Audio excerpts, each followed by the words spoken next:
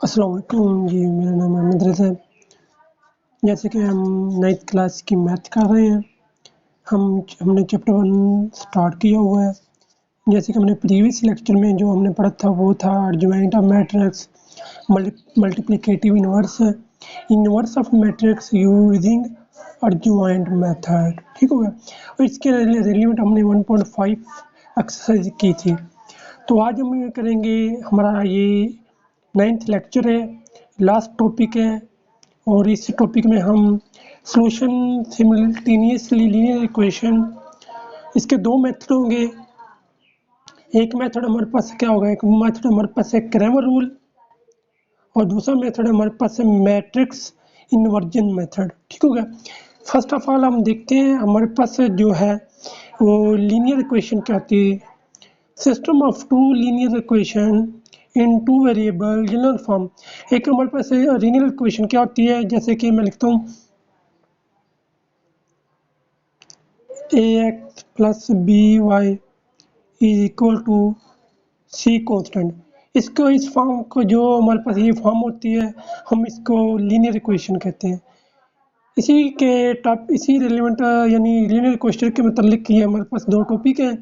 एक टॉपिक हमारे पास Cramer rule, दूसरा हमारे पास है मैट्रिक्स ऑफ इन्वर्जन मेथड, ठीक है। फर्स्ट ऑफ ऑल हम देखते हैं ये लीनियर इक्वेशन क्या होती है। System of two linear equation in two variable in general form हमारे पास क्या है, ax plus by is equal to m, cx plus dy is equal to n। Where M N N हमारे पास ये कॉन्स्टेंट नंबर है, A B C D and M N ये हमारे पास क्या है, कॉन्स्टेंट है। रियल नंबर इसको हम कह सकते हैं। रियल नंबर क्या है, यानी 1 2 3 so on। This system also called simultaneously linear equation. अब हम इसके दो मेथड करते हैं। फर्स्ट ऑफ ऑल ये हमारे पास है, ये एक्सरसाइज 1.6 है, ये हमारे पास लास्ट एक्सरसाइज है चैप्टर नंबर 1 की, और ये हमारा लास्ट लेक्चर होगा इसके एक्सरसाइज के मुताबिक, चैप्टर के मुताबिक। फर्स्ट वगैरह solve system of linear equation use inversion method और क्रैमर रूल। हम इसके क्वेश्चन करते हैं। फर्स्ट हमारे पास है क्वेश्चन नंबर 1, ये हमारे पास क्वेश्चन नंबर 1 है। वो गया 2x plus 2y is equal to 4, 3x plus 2y is equal to 6। ये कुछ फॉर्म इस तरह हमारे पास ये सिस्टम है। फर्स्ट काम जो हमारा हम यूज़ करते हैं matrix of inversion method. First काम जो हमारा होता है, इसको हम कन्वर्ट करते हैं मैट्रिक्स फॉर्म। जो हमारे पास ये कॉन्स्टेंट है, इसको एक हमारे पास कॉलम बन जाए, एक इसका एक, और ये हमारे पास भी, इसको कुछ हम यूँ लिखते हैं। ये हमारे पास ए मैट्रिक्स होगा। हमने जो सेक्टर एक्स वाई लिखना है उसको हम एक्स की फॉर्म लिखेंगे, और ये हमारे पास बी की शक्ल में होगा। और यूँ हमारा इसका एक फार्मूला बन गया जिसको हम कहेंगे A X is equal to B. अगर हम इसके एक्स की वैल्यू निकालना चाहें तो वो हमारे पास क्या होगा, ए इनवर्स बी। आप ए इनवर्स के बारे में जानते हैं, पीछे भी हमने काफ़ी पढ़ा इसके बारे में। इसको हम कहते हैं इनवर्स। हमने फाइंड करना तो इसका फार्मूला क्या होता है, A inverse is equal to, जैसे कि लिखा हुआ ऊपर, अर्जेंट ए ओवर ए का मॉड, ठीक है। ये कुछ इस फॉर्म की शक्ल में हमारे पास है। ए हमारे पास इन्वर्स होता है, उसको हमने क्वेश्चन नंबर 2 का नाम दे दिया। हमने क्यों किया, ताकि हम आसानी सॉल्व कर सकें। फर्स्ट ऑफ ऑल हम इसका मॉड फाइंड करते हैं, हम इसका डिटर्मिनेंट फाइंड करते हैं। इसका तरीकेकार कुछ यूँ है, फर्स्ट रो, ये first diagonal element minus same दूसरा डायगोनल एलिमेंट, ठीक होगा। ये हमने इसको मल्टीप्लाई किया, ये हमारे पास है 2 मल्टीप्लाई 2 माइनस फार्मूले वाला 3 माइनस 2 इज इक्वल टू 10 है, जो कि नॉट इक्वल टू 0, ठीक है। इसी अगर हमारे पास ये इक्वल टू 0 आता तो ये हमारे पास क्या होगा, सिंगुलर होगा, जो कि इसका सॉल्यूशन एग्जिस्ट नहीं करेगा, इसलिए ये हमारे पास नॉन सिंगुलर रहेगा, इसलिए हमारे पास सॉल्यूशन एग्जिस्ट करेगा। वही हमने इसका एडजेंट फाइंड किया। एडजेंट का मतलब अगेन ट्रिक आपको बताता है। ये हमारे पास टू मैट्रिक्स, एक मैट्रिक्स है 2 by 2 का। हमने एडजेंट कैसे फाइंड करने, फर्स्ट हमारे पास क्या है, इसकी जगह चेंज होगी 4 1, दूसरे की 4 हमारे पास क्या 1, दूसरे की हमारे पास क्या होगी, लामत चेंज होगी -3 -2, ठीक होगा। एडजेंट लाने का तरीका कुछ यूँ था। वही हमने इसका एडजेंट फाइंड किया, जो कि हमारे पास ये गया। नो हमारे पास क्वेश्चन नंबर 2 हमारे पास क्या है, हमने जहाँ ए इनवर्स हमने फाइंड किया उसकी वैल्यू लगा दी। ये हमारे पास बी मैट्रिक्स, हम बी लिखेंगे और इसको हम मल्टीप्लाई करेंगे। वही हमने वैसे किया, ये हमारे पास ए इनवर्स आ गया, ये हमारे पास एक इसमें इम्पोर्टेंट बात ये, अगर आप इसको तकसीम करते हैं, जैसे कि मैंने ऊपर नीचे लिखा हुआ 2 - 3 2 और 2। अगर हम इसको 10 पे डिवाइड करेंगे तो हम फॉर एग्जांपल मैं कहता हूँ ये हमारे पास क्या बने 1 और 5 सो ऑन ऐसी रकम बनेगी हमारे पास कुछ -3/10। तो बी हमारे पास क्या 4 6 इसको मल्टीप्लाई करना डिफिकल्ट होगा। बटे में को वैल्यू अगर हमारे पास आ जाए तो बटे में डिफिट मल्टीप्लाई करना बहुत डिफिकल्ट होता है, इसलिए हमने इसको पहले सिंप्लीफाई करेंगे फिर हम इसको तकसीम करेंगे। वही मैंने किया, पहले हमने इसको मल्टीप्लाई किया दोनों को, ये इससे मल्टीप्लाई होगा और इसको ये हमने मल्टीप्लाई किया तो ये हमारे पास कुछ फॉर्म इस तरह आ गई। सिंप्लीफाई किया, सिंप्लीफाई करने के बाद हमारे पास कुछ फॉर्म ये आ गई, फिर हमने इसको तकसीम किया। ये अब क्योंकि हमने इसको अब तकसीम किया क्यों किया ताकि हमारे इजीली हो जाए। फिर हमने इसको तकसीम किया तो हमारे पास ये आ गया। ये हमारे पास फर्स्ट वैल्यू हमारे पास एक्स की होती है और सेकंड वैल्यू हमारे पास वाई की होती है और ये हमारे पास है आगे वैल्यू। नो हमारे पास दूसरा मेथड क्या होता है, हमारे पास वो कहता है दूसरा हमारा मेथड है क्रैमर रूल। क्रैमर रूल का तरीका अगर वही कुछ इससे डिफिकल्ट नहीं, ईजी है लेकिन इससे डिफरेंस है। इसके दो मेन पॉइंट इंपॉर्टेंट जो क्रैमर रूल में इस्तेमाल होंगे। वो मेन पॉइंट क्या है, अगर हम x की वैल्यू फाइंड करना चाहें to find ax first write b, जब हम लिखते हैं जैसे कि हमारे पास मैट्रिक्स में इसको लिखता हूँ, ये हमारे पास जो फर्स्ट कॉलम होगा उसको हम b लिखेंगे, फिर इसके बाद हमारे पास जो आएगा a मैट्रिक्स, ये हमारे पास है ax फाइंड करने का तरीका। फिर हम इसका मॉड देंगे, ठीक होगा। मॉड कैसे लेंगे, हम इनको दो मॉड सॉल्व करेंगे जो हमारे पास एक वैल्यू आ गई। फिर हम वाई फाइंड करने वाई फाइंड करने का तरीका का कुछ यूँ है।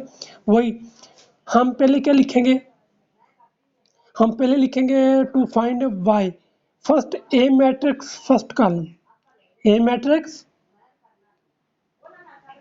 फर्स्ट कॉलम, ये हमारे पास क्या first column A matrix first column आ गया। फिर हमारे पास क्या बी मैट्रिक्स, ठीक है। फिर हम इसका डिटर्मिनेंट फाइंड करेंगे, वही कुछ यूं ही हम करेंगे।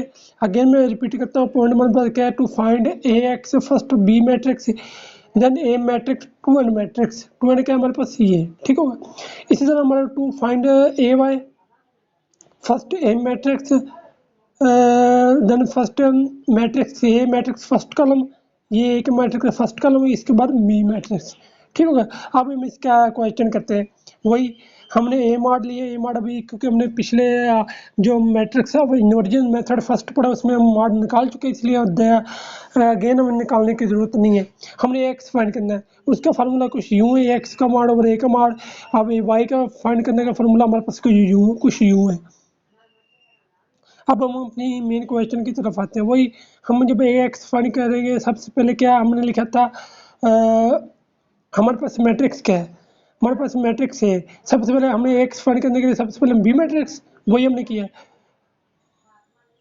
हमने वही किया। सबसे पहले हमारे पास क्या आ गया, बी मैट्रिक्स आ गया, ये हमारे पास बी मैट्रिक्स। इसके बाद ए मैट्रिक्स का दूसरा मैट्रिक्स, ए मैट्रिक्स क्या हमारे पास, ए मैट्रिक्स हमारे पास क्या है, ये -2/2, ठीक है, ये हमने लिखा।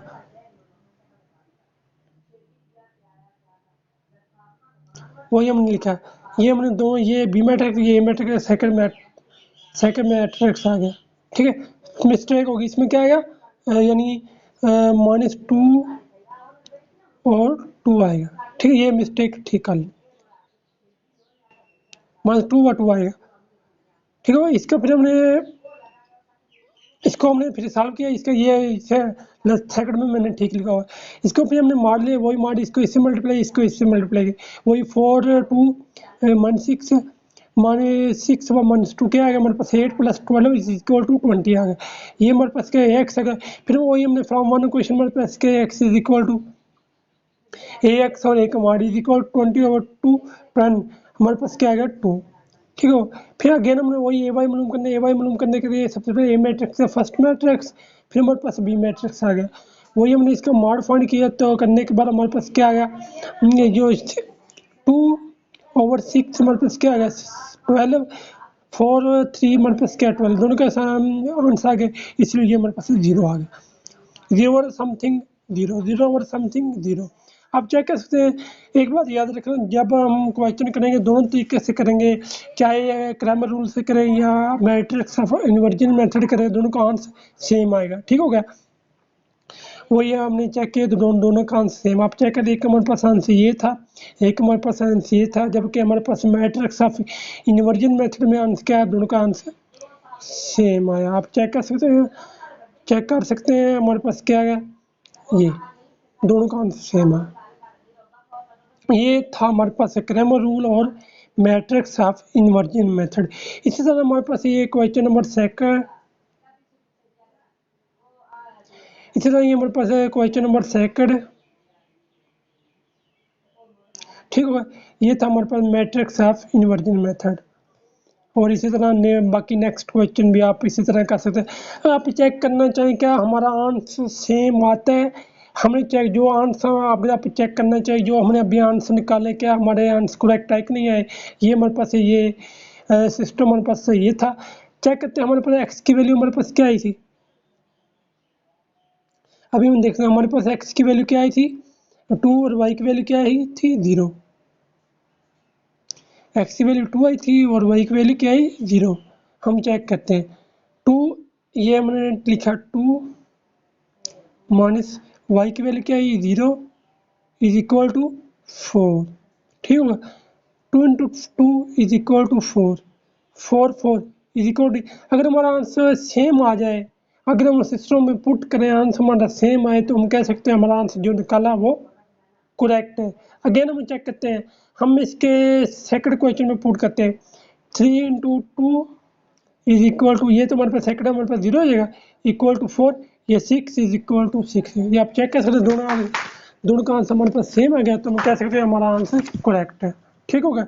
मे भी अगर आपको समझ आए तो लाइक और सब्सक्राइब जरूर करें। ये था हमारा आज का लास्ट लेक्चर चैप्टर नंबर 1 का। इंशाल्लाह हम नेक्स्ट चैप्टर नंबर 2 स्टार्ट करेंगे।